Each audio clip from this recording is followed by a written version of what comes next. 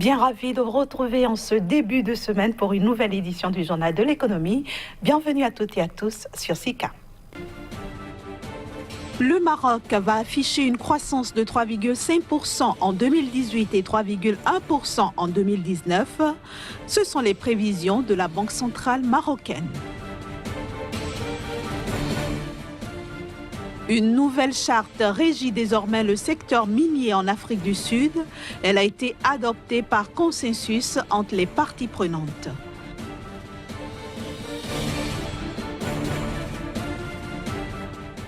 Enfin, les prévisions de croissance pour le commerce mondial ont été réduites à la baisse pour 2018 et 2019.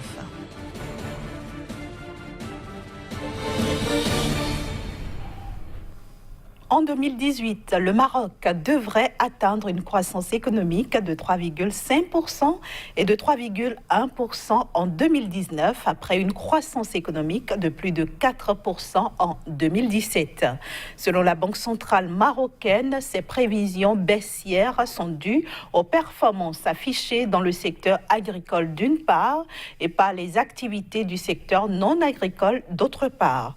En effet, la valeur ajoutée agricole du pays aurait connu une décélération de 14,8% à 2,5% au cours du premier trimestre de l'année 2018, tandis que le secteur non agricole enregistrait une augmentation de sa croissance à 3,4%.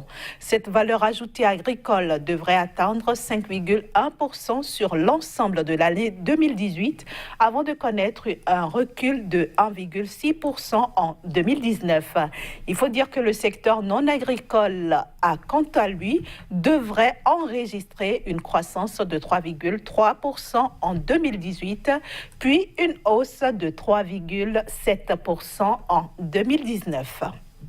Je le disais en titre, une nouvelle charte minière de l'Afrique du Sud est maintenant en vigueur. Elle a été dévoilée la semaine dernière. Cette charte qui vient corriger les inégalités économiques héritées de l'apartheid contraint les compagnies minières à faire passer la part de leur actionnariat noir de 26 à 30% de leur capital. Tout ceci dans un délai de 5 ans. Plus de précision dans ce reportage.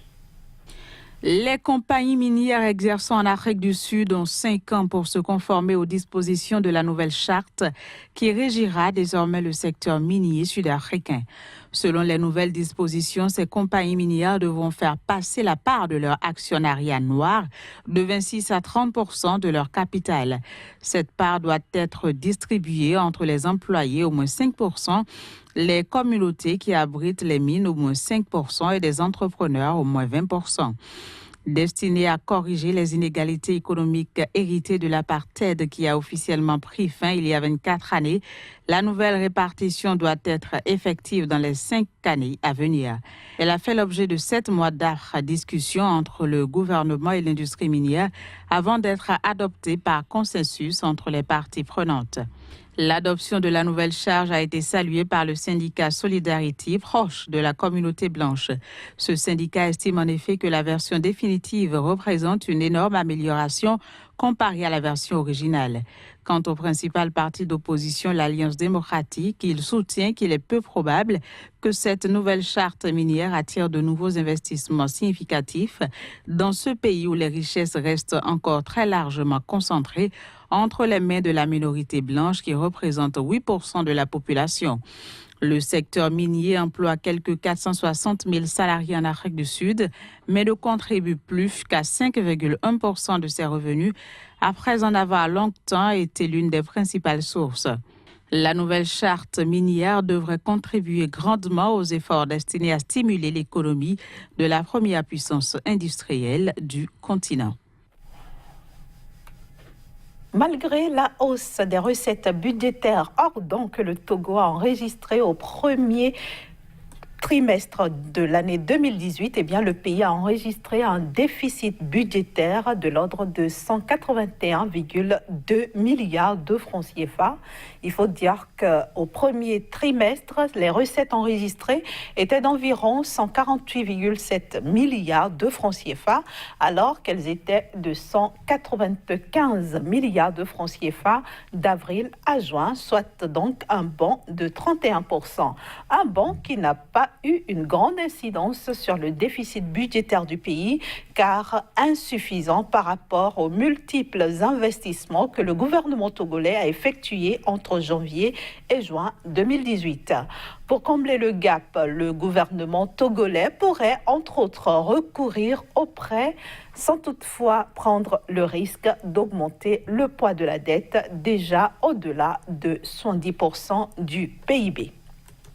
Et puis l'Organisation mondiale du commerce a revu à la baisse sa prévision de croissance pour le commerce mondial en 2018 et 2019. Dans la même logique, l'OMC appelle les gouvernements à faire preuve de retenue dans un contexte marqué par une exacerbation des tensions commerciales. Le commerce mondial devrait progresser de 3,9% en volume en 2018 et de 3,7% en 2019. Telles sont les nouvelles prévisions de l'Organisation mondiale du commerce. L'OMC, qui tablait en avril dernier sur une croissance de 4,4% et 4,0% respectivement pour 2018 et 2019, a revu à la baisse ses prévisions. Les chiffres actualisés reposent sur une croissance attendue du produit intérieur brut réel mondial de 3,1% en 2018 et de 2,9% en 2019. Ceci témoigne de l'exacerbation des tensions que l'on observe entre les grands partenaires commerciaux dans un contexte où les États-Unis et la Chine se livrent depuis des mois une guerre commerciale à coups de mesures tarifaires. Parallèlement, les Européens et d'autres grandes puissances économiques s'alarment d'une guerre commerciale généralisée, alors que l'administration américaine a engagé un bras de fer avec tous les principaux partenaires des États-Unis. Une situation qui, selon l'OMC, a eu jusqu'ici de modestes effets économiques directs. Quoique l'incertitude qu'elle crée pourrait avoir déjà pour effet de réduire les dépenses d'investissement. Par ailleurs, le durcissement de la politique monétaire dans les économies développées a contribué à la volatilité des taux de change et cette tendance pourrait se poursuivre dans les prochains mois au dire de l'Organisation mondiale du commerce. D'où l'appel lancé au gouvernement de surmonter leurs divergences et faire preuve de retenue. Dernière destination au menu aujourd'hui, le Cameroun, et c'est avec notre chroniqueur Casimir Kouidjo qu'on retrouve dans un instant. Bienvenue à vous, Casimir Kouidjo, dans le journal de l'économie. Bonjour Inès. Je viens de le dire aujourd'hui, vous nous emmenez au Cameroun, un pays qui voit 2019 comme une année charnière. C'est bien ça, Inès. Il faut dire que le gouvernement camerounais a compris aujourd'hui la nécessité d'associer le secteur public et le secteur privé dans les nouveaux défis économiques du pays. En effet, le gouvernement du président Paul Biya a décidé donc de tendre la main au secteur privé parce que 2019, comme vous l'avez si bien dit, représente une année charnière, c'est-à-dire une année où il y aura beaucoup plus d'envergure économique au niveau du pays avec l'organisation de la CAN, la Coupe d'Afrique des Nations Total 2019, que le pays voudrait bien réussir par la grâce du bon vouloir du secteur privé. Il faut déjà dire que le secteur privé aujourd'hui représente un poids énorme dans l'évolution de l'économie de ce pays, car c'est grâce à ce secteur, c'est-à-dire c'est grâce aux opérateurs économiques tant locaux que étrangers que le Cameroun arrive aujourd'hui à tenir sa position de leader, de locomotive de l'économie au niveau de la sous-région de l'Afrique centrale, et le Cameroun ne voudrait donc pas perdre cette place car par le passé les réformes économiques qui ont eu cours dans ce pays n'ont donc pas véritablement permis l'éclosion du potentiel économique du secteur privé, et désormais le gouvernement veut associer les opérateurs économiques à une source commune qui pourra véritablement impacter la vie des Camerounais. Alors comment est-ce que tout ceci se traduit dans le projet de loi de finances 2019 ? Alors déjà, en mars 2018, lorsqu'il s'est agi pour le ministre de l'économie et des finances, l'agentier donc national camerounais, de présenter donc les nouvelles opportunités, surtout les nouvelles intentions du gouvernement camerounais, le ministre n'a pas hésité un seul instant donc à associer le patronat en la personne donc du président du patronat, Paul Totaz, qui a manifesté également son intention d'accompagner donc le gouvernement camerounais à travers des initiatives, à travers donc beaucoup de projets. Et déjà au niveau donc de la loi des finances 2000, le projet bien évidemment de loi de finances 2019, le patronat a émis donc une volonté à faire des recommandations au gouvernement qui n'est rien d'autre que l'harmonisation des tarifs au niveau donc des taxes, au niveau de l'impôt pour véritablement asseoir une assiette fiscale favorable aux entreprises, déjà les entreprises formelles, mais aussi et surtout les nouvelles entreprises qui comptent donc s'inscrire dans la liste donc des nouvelles entreprises qui pourront accompagner le pays.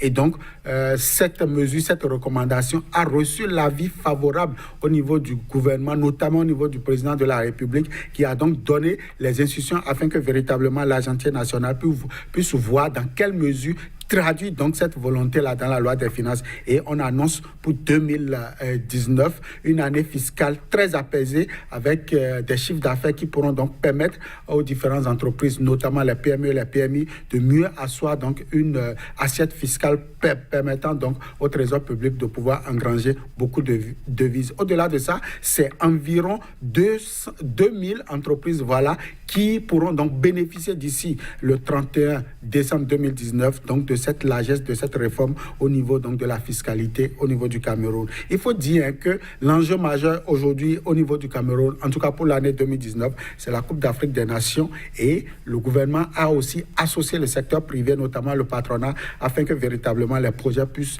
être véritablement mûris, enfin les projets qui sont en cours puissent véritablement connaître leurs aboutissements pour que véritablement le Cameroun ne puisse pas faire piètre figure pour l'organisation donc de cette compétition-là. Donc voilà un peu les intentions en termes, les défis et les perspectives en termes donc de projets qu'il faut noter aujourd'hui au niveau du gouvernement. En tout cas, le regard est tourné vers l'Assemblée nationale, vers les institutions pour voir si véritablement cette volonté, ce bon vouloir émis donc par le gouvernement donc de Paul Biya verra donc l'assentiment du peuple, verra donc l'accord favorable du peuple à travers donc les députés pour que véritablement le Cameroun puisse démarrer 2019 comme une année charnière, comme je l'ai dit tantôt. Alors, est-ce que déjà on peut avoir une idée de l'impact que tout ceci pourrait avoir sur l'économie camerounaise? Alors déjà, comme impact, il faut déjà dire que 2019 verra donc la fin du document stratégique pour la croissance de l'emploi qui va donc prendre un terme, et comme impact, comme bonne nouvelle aux Camerounais, c'est que le gouvernement va entamer un nouveau cycle donc de planification stratégique. Alors, on a annoncé déjà pour le compte de l'année 2019 environ 4547 projets qui devraient être normalement finalisés au 31 décembre, mais selon donc les observateurs, 55,55% de ces projets seulement seront donc réalisés, et donc le reste sera donc reconduit pour le compte de l'année 2019 avec de nouveaux projets. Et donc je crois savoir que véritablement le gouvernement a à cœur la véritable question des projets-programmes.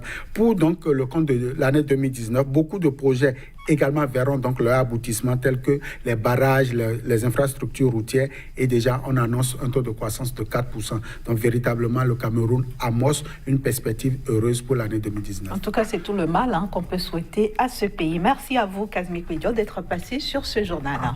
Tout le plaisir était pour nous. Voilà, chers amis téléspectateurs, nous sommes à la fin de ce numéro de votre journal de l'économie. Merci de nous avoir suivis. Retrouvez toute l'équipe mercredi à la même heure.